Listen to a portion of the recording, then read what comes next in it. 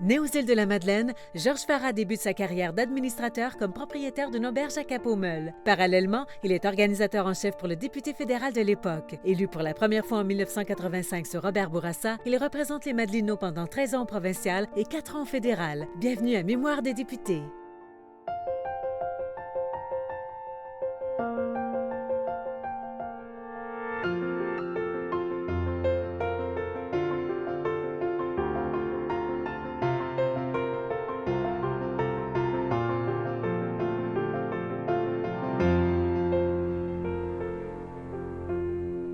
Bonjour, M. Farah. Bonjour. Bienvenue à Mémoire des députés. Avec plaisir. Vous êtes né à Cap-aux-Meules, mais vous n'avez pas passé toute votre enfance aux îles. Alors, parlez-nous de votre parcours. Alors, effectivement, je suis né aux îles de la Madeleine, 23 août 1957. Alors, mais très jeune, à l'âge d'1 an, mes parents sont déménagés à Montréal avec la famille pour le travail. Alors, essentiellement, mon enfance, je l'ai passée à Montréal jusqu'en 1968. Alors, j'avais 11 ans. On est revenu aux îles. Alors, donc, et à partir de ce moment-là, j'ai poursuivi mes études primaires, secondaires aux îles. Puis après ça, mais évidemment, pour les études supérieures, je suis sorti des îles. Donc, évidemment, ça a influencé un peu mon parcours, le fait qu'on soit déménagé à Montréal très jeune. Même au niveau de l'accent, parce que des fois, je rencontre des gens qui me disent « Ah, tu viens des îles, il me semble que tu n'as pas l'accent des gens des îles. » Puis je me plais à dire que j'ai été assimilé à Montréal, parce que c'est jeune, souvent que tu acquiers ton accent, évidemment. Oui. Mais ceci étant dit, effectivement, j'ai passé l'essentiel de mon enfance à Montréal. Et après ça, mais évidemment, période de l'adolescence, fin de l'enfance, adolescence aux îles. Et après ça, les sorties pour, évidemment, les études supérieures. Est-ce que c'est normal pour un jeune Madelino de faire des études ailleurs? Je sais que l'université, il n'y a pas, mais... Oui. C'était normal dans la mesure où jusqu'à la fin des années 80 de mémoire, là, il n'y avait pas de cégep aux îles. Alors, à partir du moment que tu voulais, après ton secondaire, faire des études collégiales ou universitaires, mais tu n'avais pas le choix, évidemment, d'aller à l'extérieur des îles. Alors... En 1979, vous étiez de retour de l'université en Nouveau-Brunswick, à l'auberge de l'île, qui était, si je me souviens bien, ça appartenait à votre famille. Hein, oui, tout à fait, oui. Et vous étiez déjà impliqué en politique comme organisateur pour député fédéral Rémi Bujold. Comment est-ce que vous êtes venu comme ça à la politique? Alors, j'ai toujours été très attiré par la politique, même très jeune. J'ai toujours été... j'ai une attirance naturelle pour l'actualité. Alors, moi, le plus grand moment, là, quand j'étais très jeune, qui m'a remarqué au niveau de l'actualité, c'est l'assassinat de John Kennedy à Dallas en 63. Alors, vous voyez, j'avais 6 ans. Et ça m'a remarqué, la télévision, et ça a été pris de façon incroyable. Hein? C'était à toutes les heures et à tous les jours. Et même, on a encore des reportages aujourd'hui. Lorsque tu vois le défilé, la voiture décapotable, et tu vois que le président est assassiné. Alors, moi, ça m'avait frappé énormément, même si j'étais quand même relativement jeune. Et évidemment, par la suite, l'actualité m'a toujours intéressé. Ayant connu aussi, évidemment, Montréal à mon enfance, parce qu'en 63, mais comme je vous disais, j'étais à Montréal, mais il y avait quand même des mouvements assez intenses à Montréal dans les relations entre différentes communautés, les anglophones, qu'est-ce qui est arrivé au niveau des commissions scolaires. Déjà, l'action des Felkis pouvait, comment dirais-je, se démarquer. Moi, je me souviens très bien que des boîtes aux lettres qui explosaient à l'époque. Il y avait quand même un genre de terroriste ou de mini-terroriste. Il ne faut pas non plus être démagogique dans ce sens-là, mais il y avait quand même beaucoup d'activités, effervescence, pas toujours positive, je trouve, mais qui a fait en sorte que moi, ça m'a marqué beaucoup. Et donc, cet épisode-là ou ces épisodes-là ont fait en sorte que, donc, l'actualité, qu'est-ce qui se passait, m'a toujours interpellé. Et dans cette continuité de cet intérêt-là, mais là, évidemment, la chose politique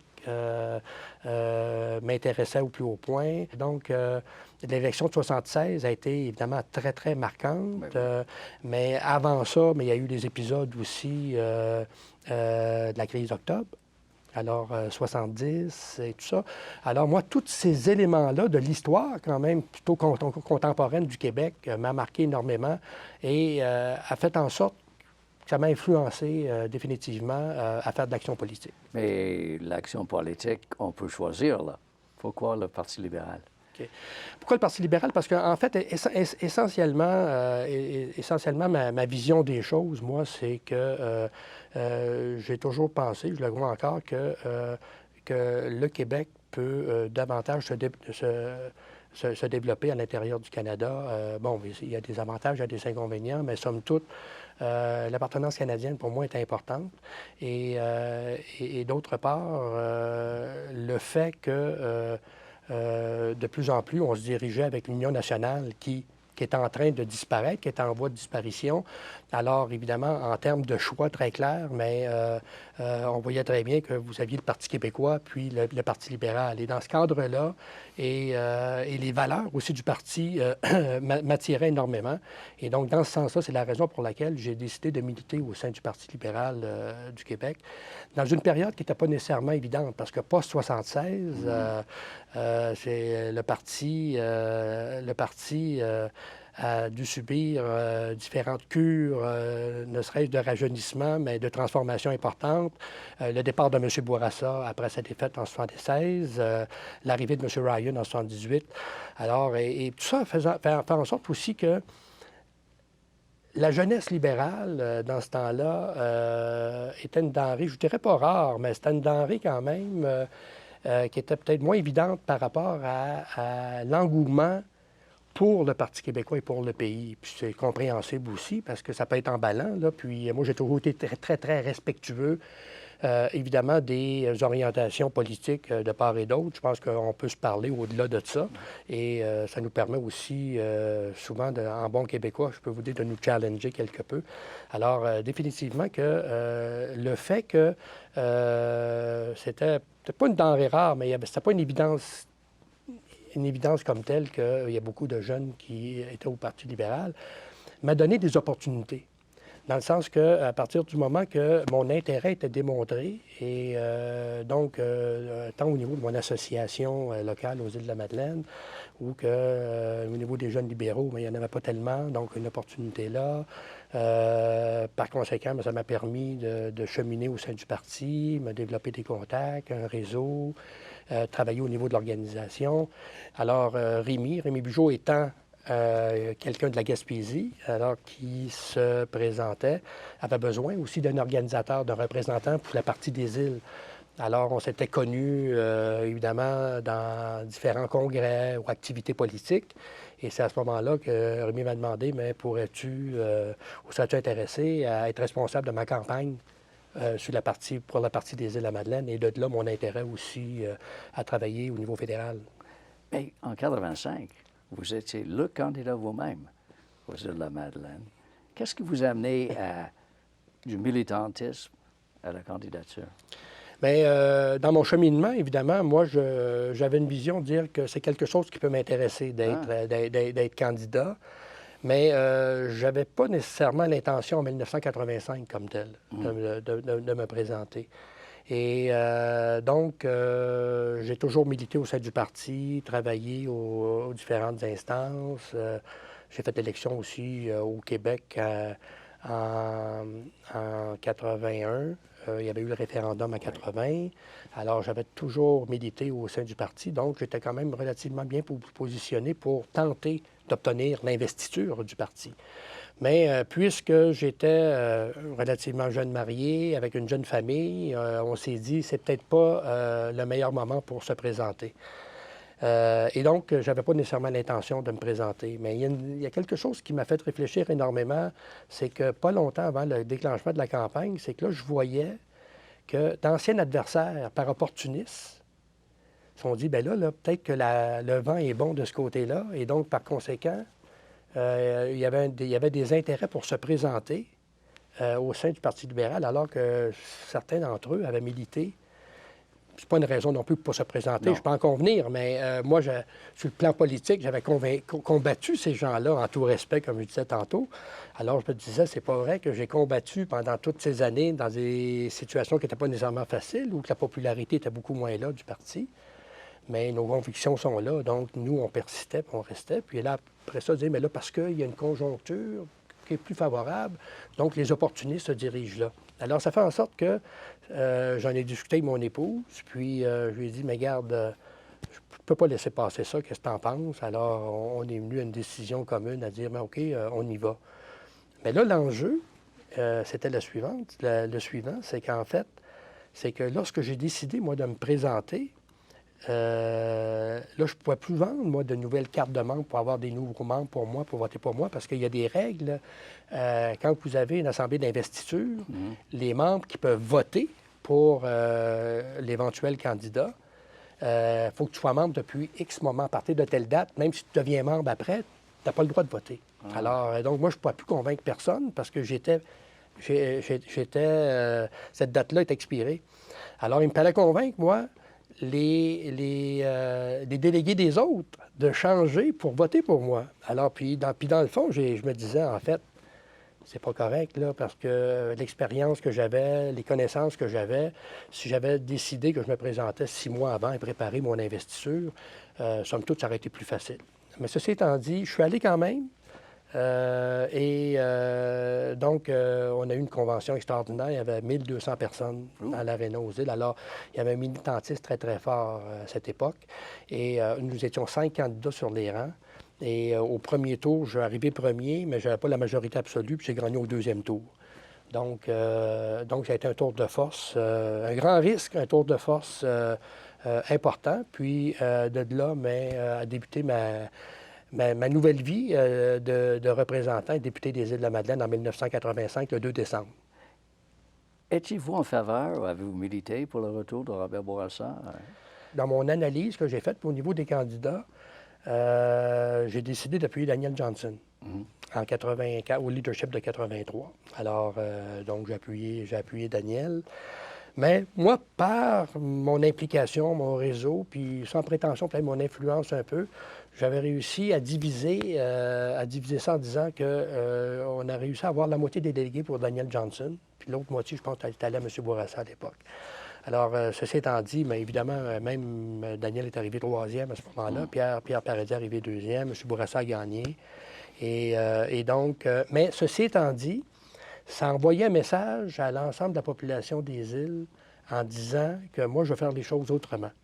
Et je ne voulais pas juger nécessairement le passé, mais en disant, moi, je suis quelqu'un qui est là pour l'ensemble de la population et pas nécessairement juste pour un clan. Et nonobstant, c'est sûr qu'il faut toujours travailler avec nos alliés, mais à partir du moment que tu es élu député, évidemment, tu es député de toute la population et non pas juste de ceux qui ont voté pour toi. Alors, donc, c'est le message que j'avais envoyé.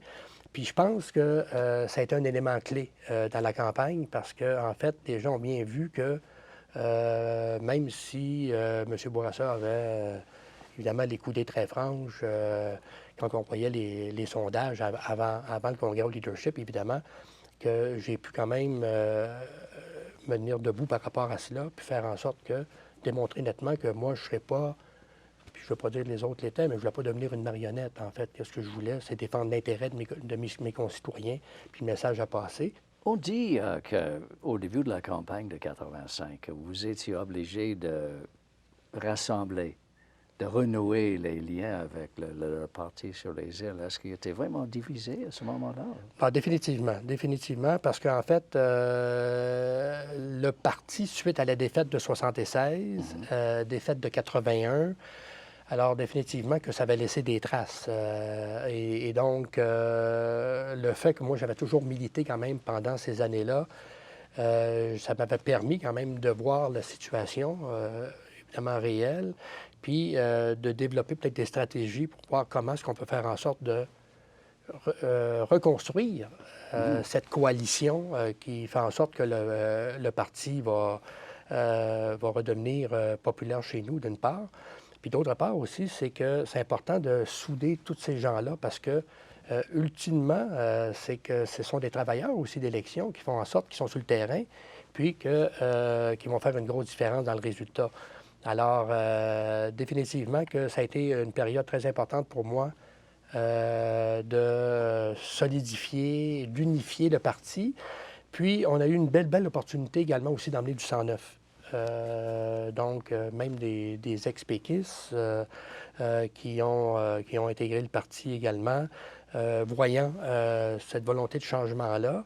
Puis, évidemment, on a bénéficié aussi beaucoup de l'usure du Parti québécois. Puis, lorsque il y a eu aussi la brisure où M. Parizeau, M. Lorrain et notre député chez nous, ministre, qui était Denise Leblanc-Benté. Oui. Alors, Denise, à l'époque, avait quitté aussi également avec... c'est la bande des 7, si ma mémoire est fidèle.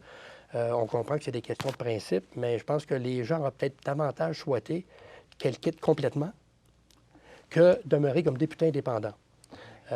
Parce que dans un contexte insulaire comme les Îles-de-la-Madeleine, région éloignée, alors les gens se posent toujours la question, mais c'est peut-être bon d'être au gouvernement, parce que notre situation vulnérable, par notre localisation, par notre réalité économique et sociale, fait en sorte que le gouvernement est un acteur important dans notre développement et donc, par conséquent, d'avoir quelqu'un qui est au gouvernement, qui était déjà là, qui avait été élu, quittant, devenant indépendant, dans une situation pas évidente non plus en termes de liens pour la suite des choses.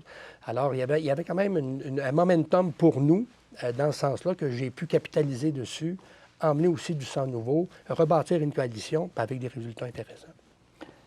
L'année suivante, vous avez déménagé à Québec. Est-ce que vous prévoyez une longue carrière politique à l'Assemblée nationale? Ou... Non, tu ne peux pas prévoir une longue carrière politique à l'Assemblée nationale, surtout quand tu es député des Îles-de-la-Madeleine. Ouais. Ça, je peux vous le confirmer. Alors, et d'ailleurs, c'est la raison pour laquelle j'étais propriétaire de l'auberge du village. J'étais dans le domaine touristique, comme vous avez dit. Et moi, durant le premier mandat, j'ai pas... parce que c'était pas facile d'opérer les deux, évidemment. T'es député, c'est un travail déjà là très accaparant et à temps plein. Et j'avais l'auberge également, j'avais l'hôtel aussi, dont j'étais propriétaire, mais il a fallu que je mette que j'ai un gérant. Mes parents m'ont aussi beaucoup aidé dans cette période-là. Mais évidemment, moi, compte tenu que la sécurité d'emploi comme député, c'est pas nécessairement évident, alors en gestion de risque, je me suis dit, je vais conserver l'hôtel, l'auberge au moins pour le premier mandat, ne sachant pas quel va être le résultat du deuxième. On va travailler bien fort pour la deuxième élection, mais évidemment, on ne peut pas présumer, prévoir qu'est-ce qui peut arriver. Par rapport au déménagement à Québec avec la famille, alors moi, quand j'ai été élu en 85, j'ai vu rapidement que des fois, j'aurais eu du temps pour ma famille quand j'étais à Québec. Durant la semaine, le soir, je ne siégeais pas. Bon. Alors, évidemment, la famille n'étant pas là, il y a un moyen de communication, puis c'est pas comme aujourd'hui, mais quand même, les téléphones et tout. Mais donc, j'aurais eu du temps pour eux, puis je ne peux pas leur consacrer parce qu'ils n'étaient pas là. Et quand j'allais aux îles, évidemment, bien là, avec toutes les activités de fin de semaine, le bureau de comté, les clubs d'âge d'or, la chambre de commerce, etc., qui faisaient en sorte que j'avais une certaine difficulté à les voir de toute façon. Et pour moi, l'équilibre dans ma vie, ça a toujours été important, de la vie familiale et le travail. Et donc, j'en suis venu à la conclusion que si je voulais maximiser mes chances de réussir cet équilibre-là, parce que on ne sait jamais qu'est-ce qui peut arriver. Donc, c'était de rapprocher la famille. Et donc, c'est la raison pour laquelle on a pris une décision en mars 86. J'avais été élu en décembre, de déménager la famille à Québec. Et vous voyez, ça n'a jamais été un enjeu, à mon point de vue, le fait de déménager à Québec, parce qu'en fait, qu'est-ce qui est important, c'est toujours d'être accessible et disponible, évidemment, pour tes concitoyens. Oui, c'est ça, c'est l'autre côté de la médaille. Ça, c'est l'autre côté de la médaille. Oui. Et donc, aussi, c'est des déplacements pour que tu sois présent. Mais c'est sûr qu'à certaines occasions, il peut y avoir certaines contraintes, mais jamais au détriment de mes dossiers qui devaient être travaillés en collaboration avec mes concitoyens, mes concitoyennes des îles. Et donc, la preuve de tout ça, en fait, c'est que j'ai déménagé en 86. J'avais toujours ma maison aux îles, évidemment. On passait nos étés là, les vacances de Noël, Pâques, et souvent les enfants pouvaient venir avec moi les fins de semaine. Tout ça pour dire que malgré cette décision-là, j'ai été élu en 89 et j'ai été élu en 94, donc les deux élections suivantes. Donc, pour moi, ça n'a jamais été un enjeu dans la mesure où ce que j'ai toujours donné plein service, vous me permettez l'expression, de la population, avec un bon bureau de comté aussi, ça c'est très important. Hein? Vous avez des gens qui vous représentent là-bas, donc c'est très important que ces gens-là vous représentent bien, donnent un bon service. Et à cet égard, j'ai été très chanceux, j'ai toujours eu une équipe absolument extraordinaire et très dévouée et dédiée. Vous avez parlé de votre élection en 89, mais pas 253 voix. Ouais. C'est pas fort. Mais la dynamique de l'élection de 1989 était beaucoup en lien avec la privatisation de la mine de sel, mine Célène. Alors, lorsqu'on a été élu en 1985, donc on avait dans notre programme politique, le parti, le nouveau gouvernement élu, évidemment, la privatisation de certaines sociétés d'État. Et donc, entre autres, il y avait le domaine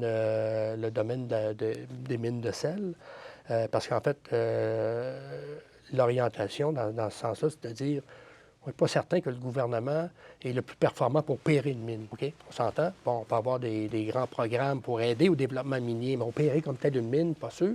Et donc, on perdait aussi beaucoup d'argent. C'est une mine qui était déficitaire, etc.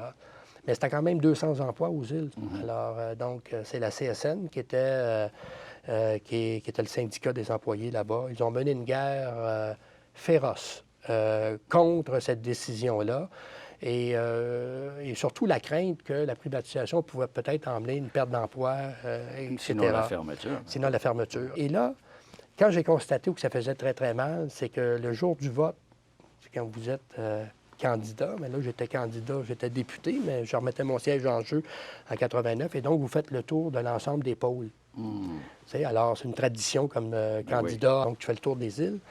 Et là, je me suis rendu compte que les représentants de mon adversaire péquiste, au niveau des bureaux de vote, étaient tous des gens de la CSN. Donc, il avait travaillé très fort. Donc, il s'était donné le mot. Et mon adversaire, lui, était un délégué syndical de la CSN.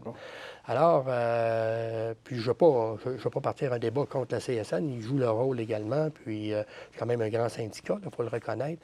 Mais ils ont joué une partie de faire une partie très dure à mon égard. Et dans un petit milieu comme les îles. Alors, mais là, c'est le travailleur à la mine, donc c'est sa belle famille, c'est sa femme, ça peut être ses enfants, ses âgés qui votent, etc. Donc, ça devient exponentiel.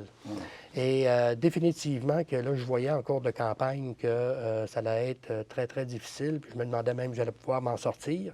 D'ailleurs, M. Bourassa était venu dans une assemblée publique aux îles, parce le chef venait toujours aux îles durant la campagne. Alors, c'est une tradition également. Et donc, les gens de la mine, les syndiqués, avaient rempli la salle pour l'empêcher de parler. Là, les médias nationaux étaient là parce qu'ils suivent le chef. Vous connaissez très bien ça. Alors, c'était la manchette aux nouvelles, au national le soir. Donc, ça pour dire que ça a été une campagne extrêmement difficile, mais malgré tout, je m'en suis sorti avec une majorité de 250 quelques voix. Et définitivement, que l'ensemble des gens qui ont voté pour moi est important, mais la communauté anglophone, définitivement aussi, est un électorat qui a toujours été très fidèle. Puis ça fait en sorte que cette fois-là, ça m'a aidé énormément, définitivement, oui. Le mandat suivant, président du caucus des députés de l'Est, adjoint du ministre du Tourisme, et vers la fin du mandat, on vous nomme ministre délégué de l'Industrie, Commerce, Sciences et Technologies et responsable du tourisme. Est-ce qu'on voulait vous garder très occupé?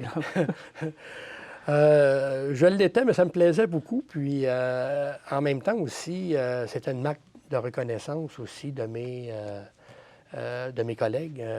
Donc, quand vous êtes président du caucus, c'est parce que vos collègues ont mis une certaine confiance en vous. Et mais évidemment, quand vous êtes député, vous rêvez toujours d'être ministre un jour. Évidemment, c'est hors de votre contrôle. Hein? C'est le premier ministre qui décide et on doit respecter ça.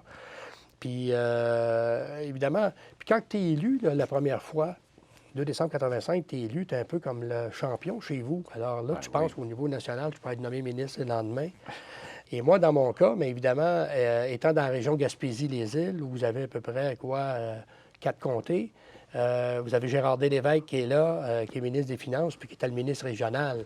Alors, je pense qu'il était illusoire de penser que M. Bourassa aurait pu nommer quelqu'un d'autre dans une petite région comme celle-là, alors qu'on avait, on avait M. Lévesque, Gérard T, qui était notre ministre régional, qui nous a bien servi de toute façon. Alors, donc, pour moi, j'ai vite réalisé que devenir ministre, tant que M. Lévesque allait être là, je pense que c'était la réalité, c'est que c'était impossible, en fait, puis c'était tout à fait normal. Puis ça, tu le comprends. Mais là, quand l'opportunité est apparue, c'est quand M. Lévesque, malheureusement, a quitté pour... parce que, évidemment, à cause de sa maladie. Et là, Daniel Johnson est devenu chef. Et là, évidemment, il fallait qu'il y ait un représentant au Conseil des ministres, pas obligatoirement, mais quand même, dans la région Symboliquement, dans la région Gaspésie-les-Îles. Et donc, c'est là, mais, parce qu'il y avait eu un leadership aussi avant. Oui. Et donc, mais Gérald Tremblay avait quitté, donc Daniel était élu essentiellement par acclamation pratiquement. Alors, donc là, je me suis dit à moi-même aussi, peut-être mon appui de 83, tu sais, puis c'était pas pensé dans ce sens-là, c'était pas un calcul dans ce sens-là, mais c'est peut-être pas négligeable, marquez bien. Puis aussi, mais évidemment, l'expérience vécue dans les 9 dernières années pouvait démontrer à certains égards que peut-être que j'avais les capacités de pouvoir faire le travail. Et donc, quand Daniel Johnson a pris les rênes du gouvernement, il a fait un nouveau conseil des ministres. Et là, évidemment, il m'a nommé ministre délégué à l'industrie, commerce et responsable du tourisme. Donc, j'ai été nommé ministre. Merci beaucoup, M. Farah. Bienvenue. À la prochaine. Bienvenue.